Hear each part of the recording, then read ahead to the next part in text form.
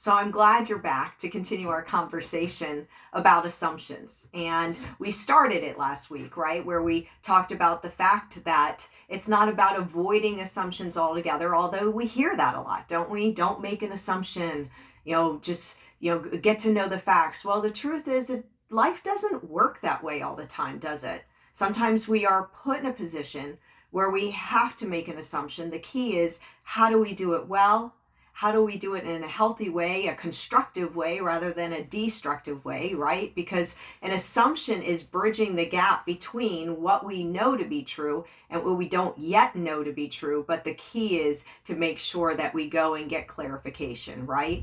And so last week I told you that there's a type of assumption that I call dangerous. And that's the first one I want to talk about, especially since I started this, I've been getting a lot of comments and private messages going, Steph, I wish I heard this. I needed to hear this today. In fact, there was one that was talking about social media and the assumptions made through text. It actually costed a business relationship. So I'm glad you're here and we can open the door, have an honest dialogue. I'm even going to share some times when I've struggled. I think I'm still learning. And so if I can share that with you, we can just go on learning together, right? And so a dangerous assumption. What's a dangerous assumption? Well, the bottom line is a dangerous assumption is one that costs you the business relationship, right? It costs you or somehow severs the ties between two people that once were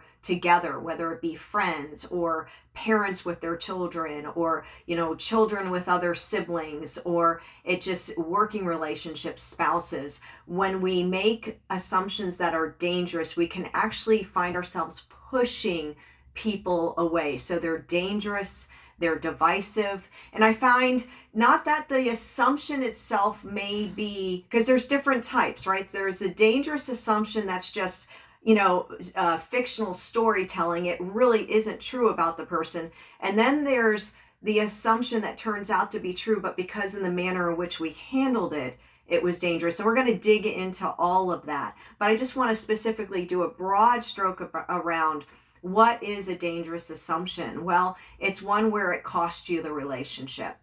Or it costs you in the way of how you see yourself, where you start to push yourself down, tear yourself down. So a dangerous assumption, what is inherent in a dangerous assumption is that it is divisive and it is destructive.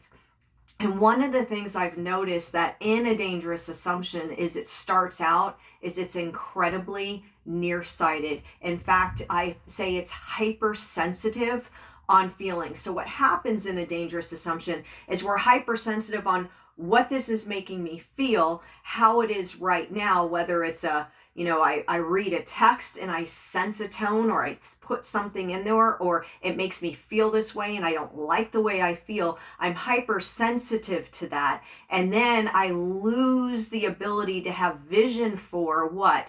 The long term of that relationship. So here's an example. I have a situation with my husband. In fact, I remember years ago, my husband would say things in a certain way, and I was so hypersensitive to how it made me feel that I would put my guard up. And I remember one day he looked at me, he says, "Do you believe my intentions are to hurt you?" And what that did is that woke me up to, okay, wait a minute. Am I married to a man that I believe wants to hurt me? Or do I have a vision for the man, right, that I chose to be with, and I believe he wants well for me? So as long as I can hold on to the vision of what I see, then I'm able to look beyond what it might make me feel and work through that. That's an example of how an assumption can be dangerous. I don't believe my husband's intentions for me were bad, but because of how I felt bad, therefore I was hypersensitive, and it became a very dangerous assumption where it actually was causing a lot of challenges and friction between Scott and I. And so that's an example. A dangerous assumption, like I said, is destructive. It will tear you down. It will tear how you see others down, and ultimately it can cost a relationship. And so I hope that's helpful to you today.